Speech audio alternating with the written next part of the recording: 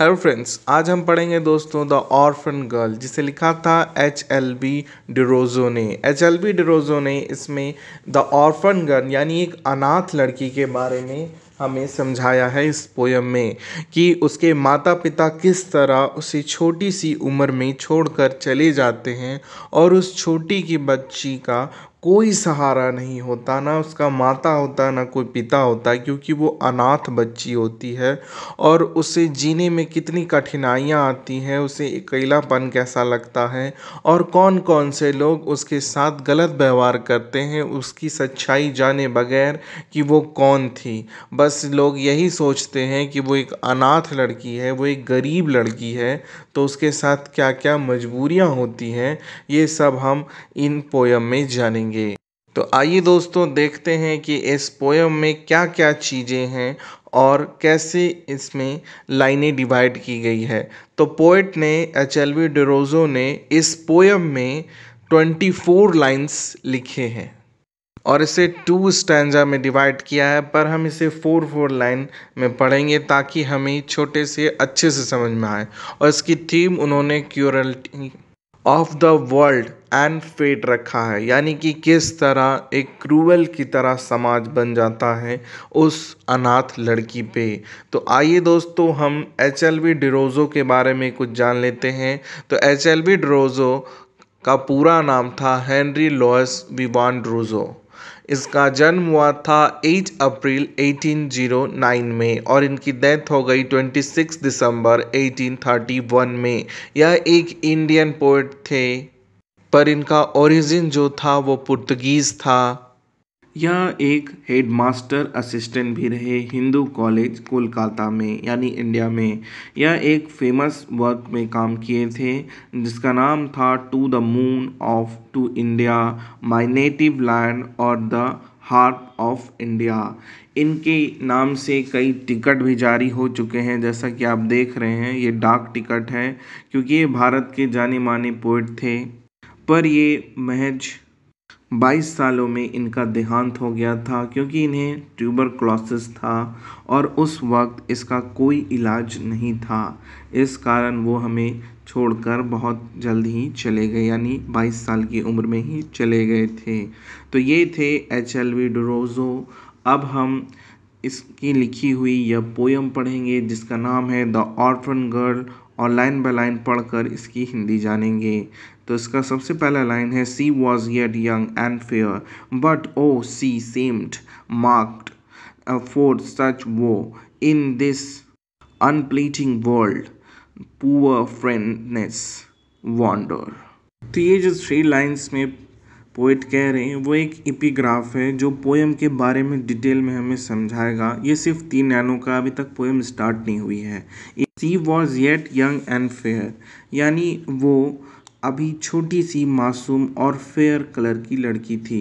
But O she seemed marked for such woe in this complementary world, पर वो दिखती थी जैसे मार्क किया गया हो, मतलब उसे चुना गया हो। किसके लिए? तो वो मतलब होता है शोक, इस शोक के लिए और इस क्रूर वर्ल्ड के लिए। अनप्लीटली मतलब होता है क्रूर। तो उसे चुना गया था, ऐसा लगता था उसे चुना गया था इसके लिए। पुअर फ्रेंडलेस वॉन्डरर, वो गरीब थी, उसके कोई दोस्त नहीं थे। तो अब आइए लाइन बाय लाइन हम इसे पढ़ते हैं और जानते हैं उसी ऑर्फन गर्ल के बारे में। Her hair was black as a raven's wings, her cheek the tulip hue did wear, her voice was soft as when night winds sing, her brow was a moonbeam fair। Her hair was black, मतलब उसके जो बाल थे वो काले थे। किस तरह? रेवन के विंग्स की तरह। रेवन एक पक्षी होता है, उसका जो पंख होता है वो एकदम ब्लैक होता है, तो वैसे ही उसके बाल थे, जैसे कि आप पिक्चर में देख रहे हैं। Her cheeks the tulip hue did wear, और उसकी जो गाल थी वो ऐसा लगता था मानो ट्यूलिप का जो फूल होता है ना, वैसा खूबसूरत और मासूम। Her voice was soft as when the night wind sing, यानी उसका जो आवाज़ था वो इतना सॉफ्ट था, ऐसा मानो कि नाइट विंड्स जो होते हैं ना वो गा रहे हो। हर ब्रो, यानी कि उसका जो forehead was a moonbeam fair, वो इतना फेयर, इतना खूबसूरत था, जैसे लगता था कि चंद्रमा की रोशनी पड़ रही हो उस पे। तो ये तारीफ़ें थी उस गर्ल के बारे में। आगे उसके बारे में बताया जाएगा। Her sire had join the walk of war, the battle shock, the shout and scare. He knew and gained a glorious grave. Such is the guerdon of the brave. Her sire यानी उसके parents, पिता, had join the wake of war, और वो join किए थे army, war. The battle shocked and shout and scare. अब वहाँ पे आर्मी में क्या होता है, बैटल्स यानी कि लड़ाइयाँ लड़ी जाती हैं, हर तरफ गोलीबारी होता है और काफ़ी स्केयर माहौल होता है। वैसा ही पिता के साथ था उसके। He knew and gain a glorious grave.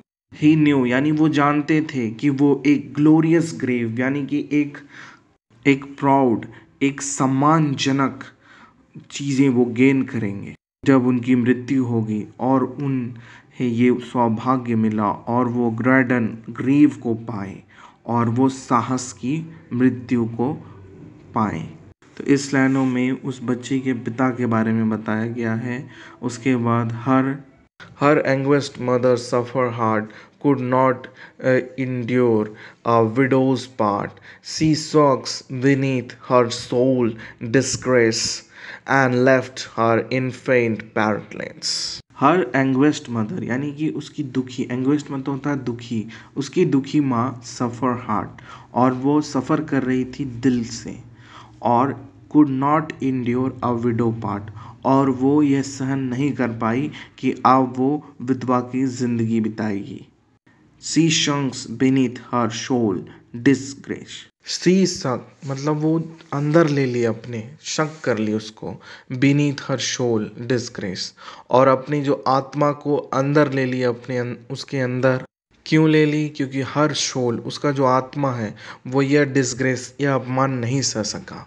And left her infant parentless, और उसे छोड़कर चली गई, उस बच्ची को छोड़कर चली गई, शिशु को, इन्फेंट मतलब होता है शिशु, पेरेंटलेस कर दी, उसको अनाथ कर दी, ऑर्फन कर दी, बिना पेरेंट्स यानी बिना माता पिता के उस बच्ची को कर वो चली गई। अब आगे इस बच्ची के बारे में, ये उसकी माँ के बारे में था, अब उसकी बच्ची के बारे में। He had no friends, no this cold bleak earth to give her a shelter, a home and a hearth through life dreary desert alone she must wend, for alas the rest agreed have never a friend. She had no friends. उसका कोई दोस्त नहीं था। On the cold break earth यानी इस धरती पे जिसमें सब लोग अपने से मतलब रखते हैं। To give her shelter जो उसे शेल्टर दे सकता, उसका कोई नहीं था दोस्त जो उसे शेल्टर दे सकता। A home and a हीन अर्थ, और उसे एक घर देता और उसका ख्याल रखता। Through life dreary desert alone she must wend. Through life dreary desert यानी इस पूरी ज़िंदगी में, डेरी डिजर्ट यानी कि सूखी रेगिस्तान भरी ज़िंदगी जो बेरंग हो चुकी है, अलोंग सी मस्ट वेंड, और उसे हमेशा अकेला ही रहना होगा। फॉर अलास, अलास मतलब होता है हाय, मतलब दुख से जो हाय कहा जाता है, तो वो कह रहे हैं पोएट कि हाय द रिटल had never a friend. Wretched मतलब मनहूस, उसे मनहूस समझा जाता है, और उस मनहूस बच्ची को जिसको समझा जा रहा है कि वो एक मनहूस हो गई है, उसके माता पिता मर गए उसके ही कारण, तो ये उसके दोस्त नहीं बनना चाहते। यहाँ पे समाज के बारे में बताया गया है कि किस तरह उस बच्ची पे जुल्म हुआ और समाज उसे क्या क्या नहीं कहने लगा। And should she stray from Ventic way, the world will scroll, and its scroll can slay. A shame had enough to wearing the breast, with a weight of sorrow and guilt of breast. And should she stray from virtue way, और उसे अब वर्चुए वे मतलब कि वर्चुए मतलब होता है गुण, अपने गुणों को हटाना होगा। The world will scroll and it's scroll can slay, क्योंकि ये दुनिया गुणों वाली लड़कियों को नहीं जीने देता। गुणों वाली कोई भी इंसान हो उसे जीने नहीं देता, उसे अपने गुण छोड़ करके अपना तेजीपना निकालना पड़ेगा, सीधापना उसे छोड़ना होगा, क्योंकि उसे अकेला रहना है। As shame had enough to wear the breast with a weight of sorrow and guilt of breast. A shame had मतलब ओह, जो शर्म है वो तो किसी का भी सीना झुका दे। With weight of sorrow and guilt, जो दुख में ताकत नहीं है, जो शर्म में है। जो श्रम होता है वो सब चीज़ झुका देता है, पर पता नहीं लोगों को शेम क्यों नहीं आ रहा ऐसा कहने में। But oh, this cowardly cruel to want the blossoms whose blood must glass unbound. No tears is so bright as the tear that flows for earning women's up unpeated vows, and blessed be forever his honored name, who settle an orphan and sorrow and shame. But oh, she godly cruel to want, मतलब पर उसे इतना दुख और इतना cruelty यानी कि इतना निर्दयीपन का सामना करना पड़ रहा है। क्या उसकी कोई गलती थी, फिर भी उसे इतना निर्दयी सामना करना पड़ा है समाज से। The blossoms whose blood must goes unbound, और उसका जो खून है, उसके रगों में जो खून है, वो उसकी तो सम्मान होनी चाहिए, क्योंकि उसके पिता ने देश के लिए जान दी थी, पर उसका खून अब बह रहा है। उसे सब लोग निर्दयी होकर चोट पहुंचा रहे हैं। No tear is so bright, यानी उसके आंसू जितने ब्राइट हैं वैसा कोई ब्राइट नहीं है, उतना ब्राइट कोई नहीं है जितना उसके आंसू जो बह रहे हैं वो ब्राइटनेस पैदा कर रहे हैं, मतलब दिखा रहे हैं दुनिया को कि कितना क्रूर है ये दुनिया। And blessed for ever his honoured name.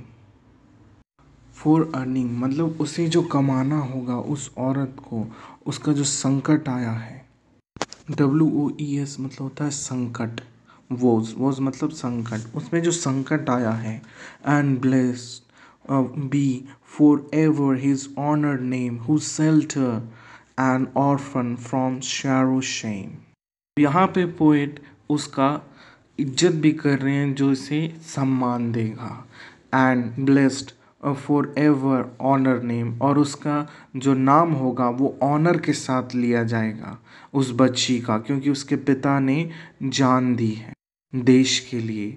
Who shelter an orphan from a sorrow and shame, और उसे अब एक शौरो, एक शेल्टर यानी एक घर मिलेगा, और जो उसे शर्मिंदगी महसूस हो रही थी वो थोड़ा कम होगा, क्योंकि उसे ऑनर भी मिलेगा। यानी कि कुछ बुरे लोग हैं तो कुछ अच्छे भी हैं जो उसे इज्जत देंगे।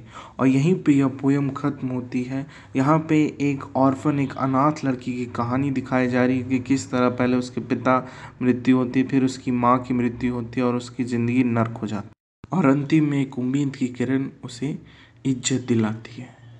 तो ये थी पोएम दोस्तों। आपको अच्छी लगी हो तो लाइक करें, शेयर करें और सब्सक्राइब करें। कमेंट सेक्शन में ना बताना भूलें कि आपको इस कहानी, इस पोएम का कौन सा पार्ट अच्छा लगा। आपने मुझे पूरा सुना इसके लिए धन्यवाद। थैंक यू दोस्तों। मैं फिर से मिलूँगा। जय हिंद।